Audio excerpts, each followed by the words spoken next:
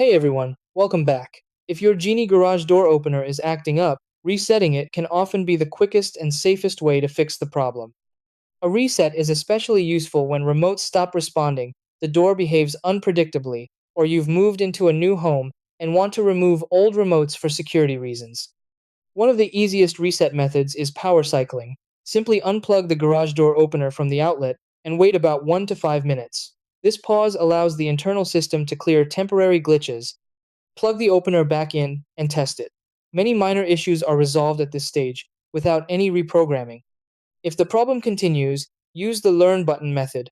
Locate the Learn button on the motor unit, usually near the antenna wire or under the light cover.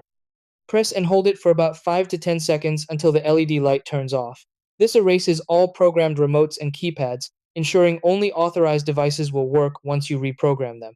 Newer Genie models use a Smart Set button. Press and hold the Smart Set button until the LED turns blue, then release it.